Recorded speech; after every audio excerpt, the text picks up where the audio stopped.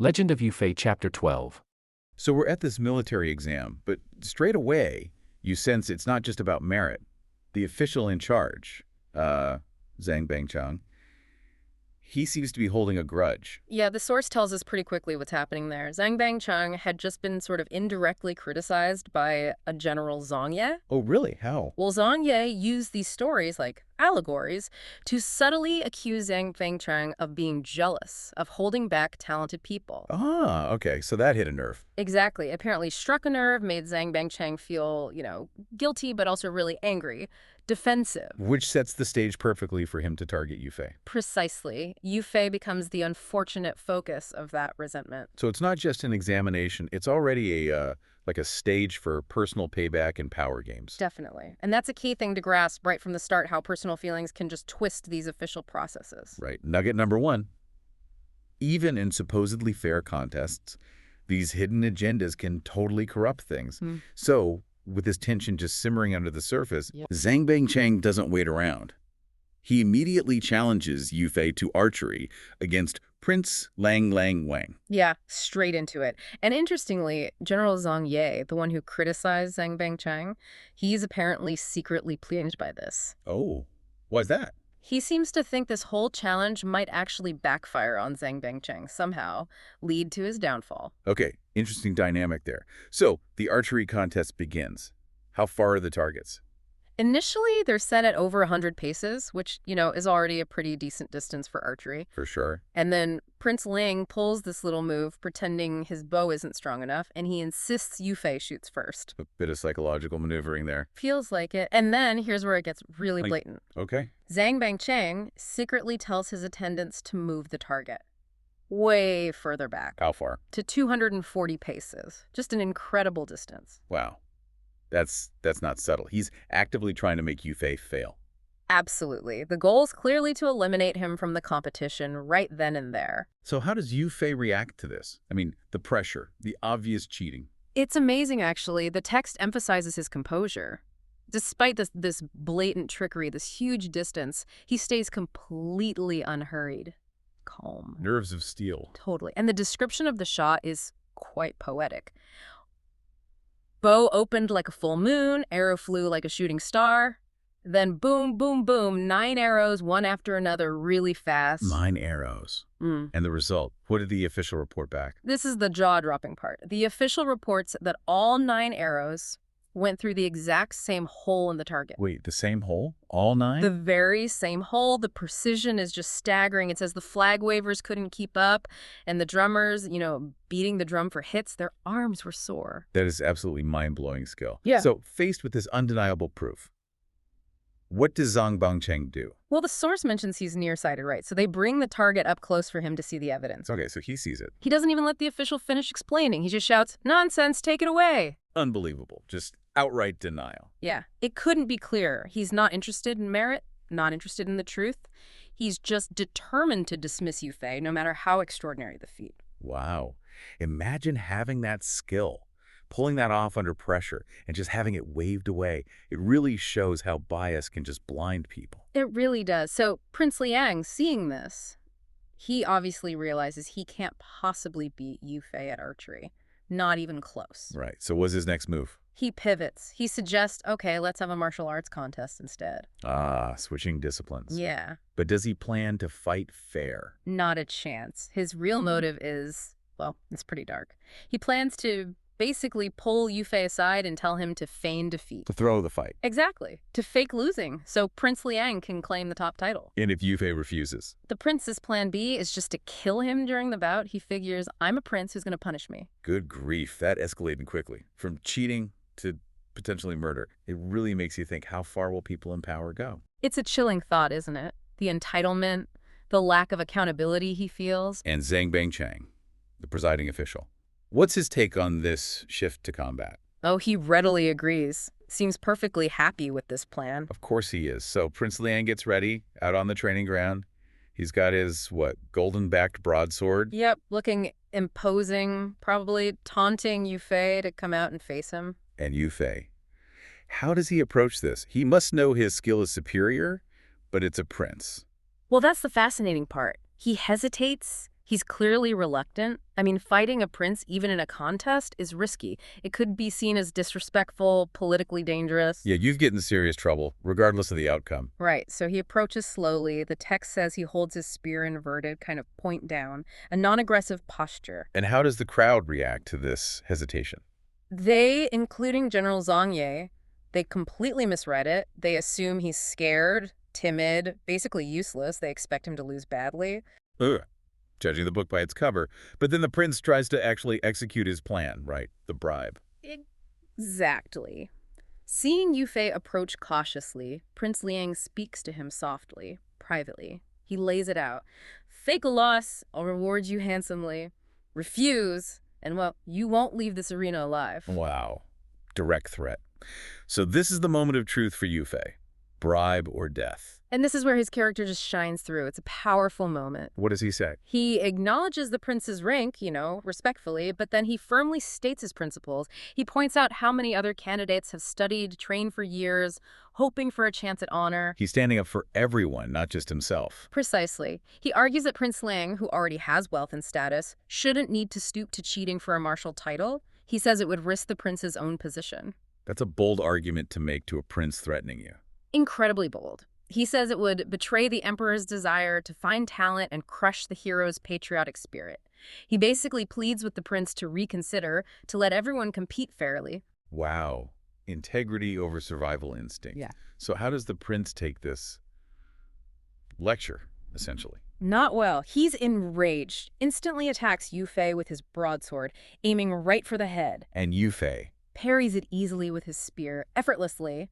Prince Liang then tries a strike to the waist. Does that connect? Nope. Yufei blocks that too, using a specific technique the text names Osprey's Big Flip, though maybe not fully executed, just enough to deflect. So the prince is getting furious now. Absolutely losing it. He launches this wild barrage, 6 or 7 rapid blows, just trying to overwhelm Yufei. But Yufei holds his ground. More than holds his ground. He demonstrates this incredible defensive skill, uses another name technique, child embracing heart stance, sounds like a close, tight defense. Okay. And he parries every single attack, flawlessly from all sides. The prince can't touch him. It's a total masterclass in defense and control. Not just blocking, but showing complete mastery without even needing to strike back hard. Exactly. He's showing his superiority without unnecessarily escalating violence against royalty. So eventually, the prince just gives up. Pretty much. He has to retreat, gets back on his horse, heads back towards the drill hall, likely fuming and humiliated. Yufei. Calmly follows him on foot. That image of the enraged prince riding away and Yufei just calmly walking behind him, it says everything about who really won that encounter, doesn't it? It really does. Liang gets off his horse, walks over to the examiner, Zhang Bengchai, and he's totally dismissive. Says Yufei's martial arts are just ordinary, basically asks if he can even fight.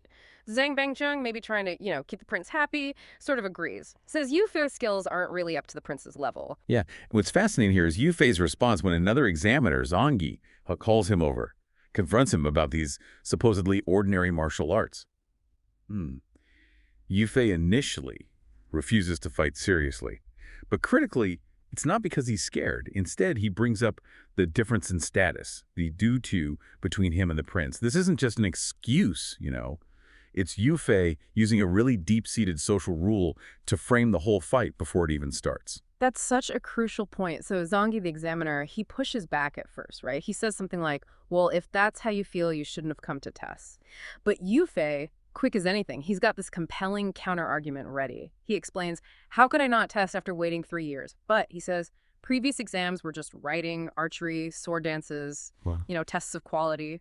Now, facing the prince with real weapons, fighting on horseback, how can there be no mistakes? Exactly. It's not just making excuses, it's brilliant strategy. He's proactively framing the whole thing. He's shifting the perceived risk onto the prince and the examiners themselves. Yeah, and then he lays out the risks precisely, makes his case totally undeniable. He says basically, look, if I accidentally hurt this high-status prince, my life is over, and others get dragged down with me. But flip side, if I get hurt or killed by the prince, my life is just white scent, utterly wasted. Poof. Gone. No accountability for the prince. It's a classic example of what you might call risk articulation as leverage. By clearly stating the potential disaster scenarios for himself both ways, he just highlights how unfair the whole setup is. Especially with the prince's rank. He's basically saying, hey, the rules here are rigged against me, let's fix them. And this leads right into Yufei's incredibly audacious demand. Yeah. A formal life and death contract. He insists, look, both sides have to agree in writing. Nobody's held accountable for injuries or even death during this fight. Think about that. It's like a prenup for a duel, but wow, the stakes are way higher. Indeed they are. And you have to ask, why demand something so extreme? Well, if you connect the dots, it's this really sophisticated play. It involves asymmetric information and what you could call leverage reversal. Yufei uses the prince's high status like a shield and a sword. He forces this contract, this precondition, that effectively levels the playing field. Right. And Zhangyi, the examiner, he gets it immediately. He concedes, says, yeah, this makes sense. Like the ancient said, a warrior in battle, you get wounded or you die, right? How can you guarantee safety? But Liang Wang hesitates a bit. He does. But Zhang Bengchang jumps in, seems totally confident this is just Yufei bluffing. He pushes the prince to agree, probably thinking it'll expose Yufei and, impress everyone else. Zhang Bengchang really misread the room there, didn't he? Completely misjudged it. And the crucial detail here, the thing that really shows Yufei's meticulous planning, is how these contracts are handled. They're written out, signed, then presented to all four examiners. Official seals and everything. And then they're exchanged. Liang Wang's copy goes to Yufei. Yufei's copy goes to Liang Wang. But Liang Wang, maybe feeling a bit too sure of himself, just hands his copy over to Zhang Bengchang to hold on to. Okay, so the legal stuff is sorted. The contracts are signed, sealed, and Yufei immediately launches his next brilliant move. It's like a calculated tactical delay.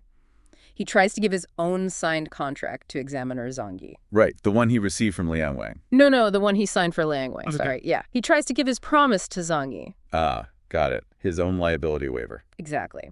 But Zhangyi refuses, says, look, this is your own life and death, you keep it yourself, tells him, why give it to me? Get down, basically. And this refusal, it seems minor, maybe, but it's incredibly pivotal for Yufei's bigger plan. It gives him the perfect, totally legitimate reason to step away from the center stage for a moment and regroup. He needs to secure that contract the one Liang Wang signed, giving him permission, essentially. The one he received from Liang Wang. Right. Yes. Without that piece of paper, his entire legal shield if he hurts the prince, or any claim his family might have if he dies, it all just vanishes. It's the anchor for his whole strategy. So with that really clever excuse set up, Yufei just says, yes, yes, yes, and leaves the middle of the schoolyard. Then he immediately goes and finds his brothers, his allies among the other candidates. He tells them something like, hey, the prince's contract is with Master Zhang. Mine, old Master Zhang wouldn't take, so I'll just go give it to a friend. Be right back. Just a quick errand, nothing to see here. Exactly. But then he doesn't waste a second. He dives into these incredibly detailed, pragmatic instructions for his allies.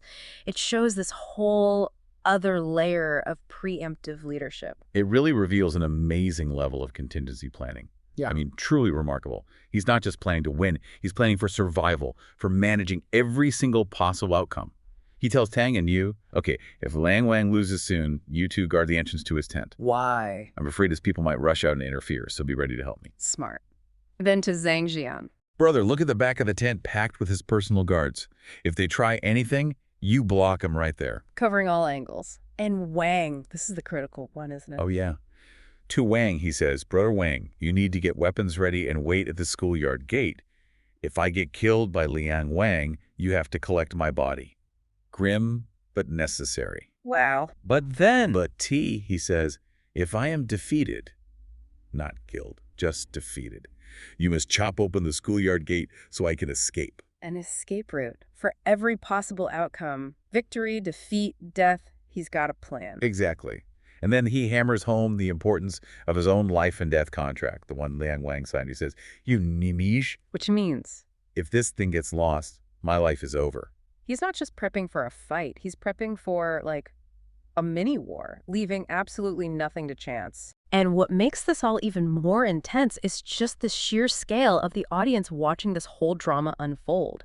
The source describes thousands and tens of thousands of people packed together standing like walls. Can you imagine the pressure, the public scrutiny, as Yufei walks back to the center of that yard, having just set up every piece of his complex, multi-layered strategy. It's like he's saying, okay, let the games begin. But I've already kind of won, or at least guaranteed I survive whatever happens. All right. Right away, the text points out something odd about Prince Liang. It's supposed to be a standard martial exam, right? He's apparently very agitated, and he set up these 3 large tents. They used to be on a drill ground. Why? That's not normal procedure at all. No, definitely not. And what's really interesting is the source gives us 3 specific and kind of alarming reasons why he did this. First, well, he's a feudal prince, a Tio. So he thinks he's above the rules that apply to everyone else. Okay, privilege. Makes sense. Second, it says he's bribed corrupt officials. These officials are basically looking the other way, letting him do whatever he wants with this weird setup. Right, so he's bought his way around the rules. Exactly. And third, and this is the really concerning part, he harbors ill intentions. He's actually hidden his own household guards and attendants inside those tents for protection, just in case. Wow. Hidden guards for an exam. It shows his mindset right before the fight. He's absolutely demanding victory. It needs to be steady to win the top scholar. He's not leaving it to chance. That's pretty telling. Ah. It sounds less like an exam and more like he's preparing for, well, something else entirely. So given he's got hidden guards, what's the actual master plan his guys, his luge, suggest to make sure he wins, especially with that life or death agreement hanging over them? Well, their idea is, frankly, shocking. It really shows how deep the corruption went, or at least how much power they thought they had. They tell him, look, if Yufei seems too strong, if it looks like you might lose, we should just rush out and kill him with random blades. Just murder him in the middle of the examination ground. Exactly. And they figure they'll get away with it because this Grand Tutor Zhang, a big shot in the court, will cover for them, protect them from any fallout. Unbelievable. And Prince Liang's reaction. The text says he was delighted, just thrilled with this dark plan. Really shows you his character, doesn't it? Arrogant, ruthless. Okay, so the scene is set. We have Prince Liang plotting in his tents with hidden guards. Now, Yufei arrives. How does that change things? The source says something interesting here. When Yufei shows up, Prince Liang, who maybe had some swagger before, suddenly looks different.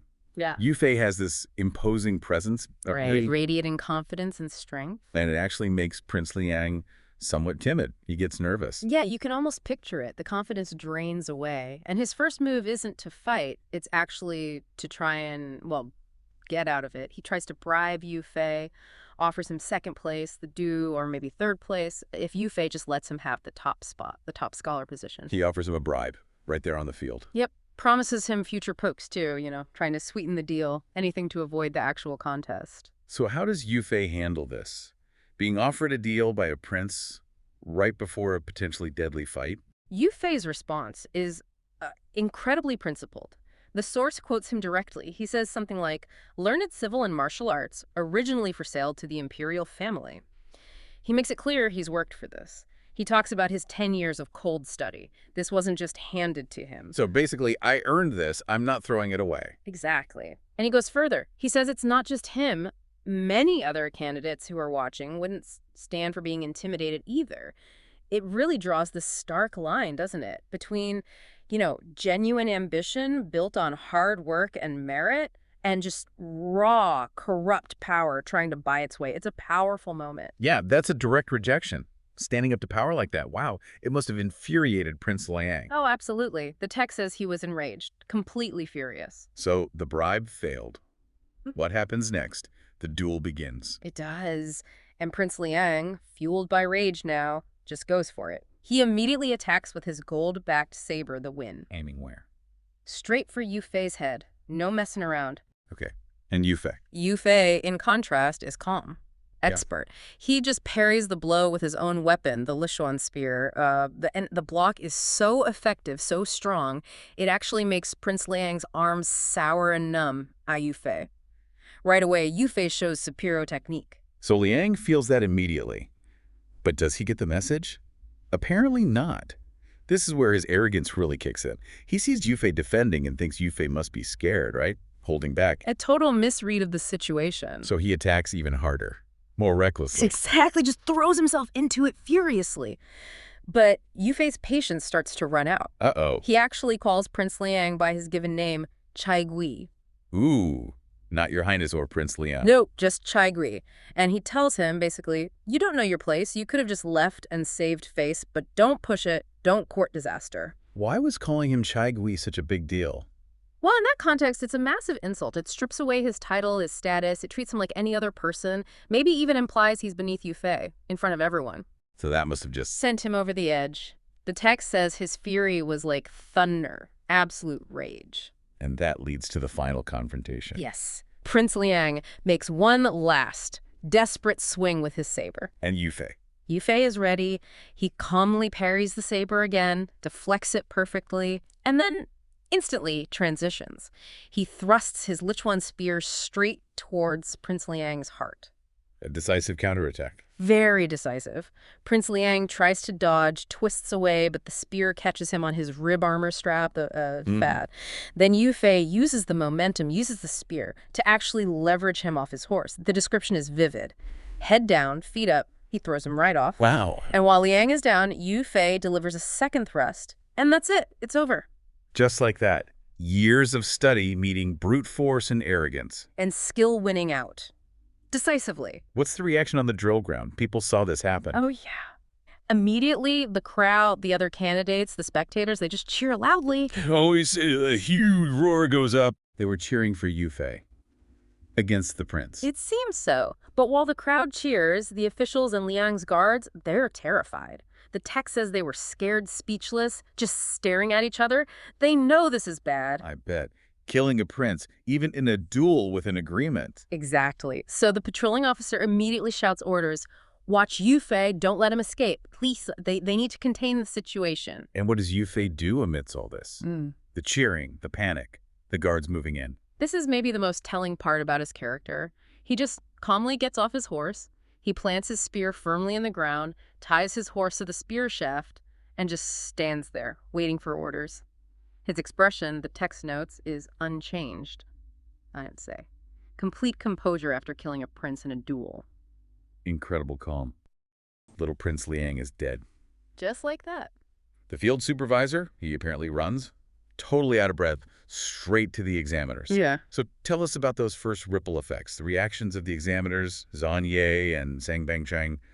They seem so different. What does that tell us? Oh, it tells us a lot. It's immediate and really revealing. You have Zhang Ye, one examiner. He hears the news, and okay, he's startled inside, you can bet. Sure. But outwardly, he keeps his cool. He's thinking, strategizing, probably. Okay, and Zhang Bangcheng. The complete opposite. Utter shock. He just explodes. He's shouting, quickly, bind this fellow. Swordsmen rush down, tie Yufei up, drag him to the platform. Wow. So cool head versus just pure fury. Exactly. And it sets the stage for everything that follows. And it doesn't stop there, does it? Prince Liang's personal guards, his household generals. Right, they come bursting out of the tents, weapons drawn, looking for revenge, blood for blood. But Yufei's got friends, allies who step in immediately. He does. First, Tang Huai, he's got his spear, and he basically says, hold on, this needs public judgment, no mob rule here. He's calling for, like, due process. A brave move, given the circumstances. Very. And then Ni Gao jumps in. He's got these twin maces. Sounds intimidating. Definitely. And he echoes Teng Kuai, saying something like, you know, heaven's heroes will step in if people try to just use brute force or their connections. Appealing to a higher sense of justice, maybe. Sort of. And then there's Zhang Xian. He does something really dramatic. Oh, yeah? What's that? He takes his hooked spear and just rips down half a tent while shouting warnings at Prince Liang's men. Rips down a tent. Wow. That's a statement. Pure theater, almost. Absolutely. It's pure defiance. And you get this image of the crowd reacting. Some are laughing. Some are shouting support for Yufei's side. So Prince Liang's men, they see this. Yeah. They see Yufei's already tied up, maybe, Yeah. and they hesitate. Yeah, they see the mood shifting, the support Yufei has, even bound. They back off a bit, unsure. Okay, so things are tense but maybe contained for a second. But Zhang Bangcheng, he's still furious. Oh, absolutely livid. He's not calming down. He shouts this terrifying order. Behead Yufei and display his head. What? Just like that. Execute him on the spot. Right then and there. And his men, they immediately move to do it. He's just rigidly sticking to his idea of what needs to happen. But wait, there's Zhang Yi. He steps in again. Yes, a really crucial moment. Just as the swordsmen are about to act, Zhang Yi shouts, "Stop! He physically grabs Zhang Bangchang, steadies Wang Duo, another examiner. He's really taking charge. Okay, so what's his argument? How does he try to stop this execution in the middle of all this chaos? He's the pragmatist. He reminds everyone, Zhang Bangchang, Wang Duo, the others, about the life or death document. The waiver they both signed? Exactly. They both agreed beforehand, no blame if someone dies in the fight. And crucially, he points out that all the examiners signed it too. They witnessed it, they endorsed it. Okay, so there's a legal angle. Right. And Zhang Ye pushes it. He says, look, if you kill Yu Fei now, after we all sign this, all the other scholars here for the exam, they'll revolt. The scholars won't accept it. They'd see it as totally unjust. Precisely. And Zhang Ye warns their own lives, the examiners' lives, could be at risk from the angry crowd. He insists this has to go to the emperor for a final ruling. That sounds pretty reasonable. He's trying to de-escalate, follow some kind of procedure, prevent a riot. It is reasonable, but Zhang Bangcheng, he completely dismisses it, just waves it away. Seriously. What's his reasoning? He basically says Yu Fei is just some martial student. He killed a prince. That makes him a rebellious subject and a traitor. End of story. Document or no document, crowd or no crowd. Execute him now. Wow. He just doubles down. He reissues the order. Swordsmen, quickly go and behead him. It's like he's incapable of seeing the danger, or maybe he just doesn't care. He's blinded by his own sense of outrage and authority. This is it's heading for disaster. And this right here is the spark that lights the fuse. Before the swordsman can even finish saying, yes, sir, New Gao Yu Fei's friend with the maces, he hears Zhang Bangcheng refuse Zhang Ye's logic again. And he's had enough. He absolutely erupts. He shouts about how unfair it is. Yu Fei clearly won. He's the best. He should be top scholar. But instead, he's tied up and about to be executed. New Gao yells, we are truly not convinced. You can just feel the outrage boiling over. And then he does something drastic. Well, yeah. He shouts something like, forget this. Better to kill this plague examiner first. Then we'll go sort things out with the old emperor. Whoa. Yeah. He threatened an examiner. He did. And then he swings those twin maces. Not Zhang Bangchang, though. He hits the Dadao Kigan, the grand flagpole, the symbol of the whole examination of imperial authority right there. It's the flagpole. Hits it so hard with this huge clang that it breaks. The whole massive pole comes crashing down with, the text says, a rumbling sound. That's not just property damage. That's a symbol being shattered. It's everything. It's the ultimate act of defiance. And it's the signal. The signal for what? For everyone else, all the other martial scholars who've been watching this unfold, they see the flag fall, they hear New Gao, and they just explode too. They start shouting together. What are they shouting? Basically, we waited 3 years for this. Prince Liang used his power to try and steal the top spot and hurt a worthy man. We rebel. Wow. So it wasn't just New Gao. It was everyone. It seems like it. The falling flag, their combined shouts. The description is intense, like heaven and earth were collapsing. It's a full-blown uprising right there in the examination grounds. Okay, so now what happens to the examiners? Zhang Bangchang, Wang Duo, Zhang Jun. Yeah. And they must be terrified. Absolutely. They're described as being at a loss, panicked. They basically grab onto Zhang Ye, pleading, reminding him, hey, we're all in the same boat here. You have to fix this. Suddenly they need Zhang Yi's cool head. Desperately. And Zhang Ye, he looks at the furious crowd, realizes reporting to the emperor is way too slow now. The immediate danger is overwhelming. So what's his solution? Pragmatic as ever. He says, okay, only one way to calm this down right now. Release Yu Fei, let him go, diffuse the immediate crisis. We can figure out the rest later, basically make other plans. The others, Zhang Bangcheng included. They agree instantly. Survival mode kicked in. Forget procedure, forget punishing Yu Fei, just make the angry mob go away. So they untie Yu Fei. Yes. And Yu Fei, he doesn't waste a single second. No thank you, no looking back. He grabs his weapons, gets on his horse, and he is gone. Smart move. Yeah. And his friends? New Gao, the others? Right behind him. New Gao, Tang Huai, Zhang Xin. The text mentions Wang Yi cutting open the gate outside the grounds. The 5 brothers, as they're sometimes called, they escaped together. And what about all the other scholars who just rebelled? Well, with Yu Fei gone and the place in chaos, they realize the exam is obviously over. It's ruined. So they just scatter. The text says they scattered in a commotion. The whole thing just dissolves. Wow, what an incredible sequence of events. So what's the immediate aftermath on the ground? Well, Prince Liang's men, the generals, they sadly gather up his body, prepare it for burial. That's a grim task. And the examiners. Zhangye Zongbangchang. They have the delightful job of preparing a report for the imperial court. Can you imagine writing that report? Trying to explain how an exam ended with a dead prince, a rebellion, and the main culprit escaping. Yeah, that's not a report I'd want to write. And the source, it just leaves us hanging there, right? Pretty much. It ends with that classic cliffhanger. We don't know what the court's decision will be. Let's wait for the next chapter.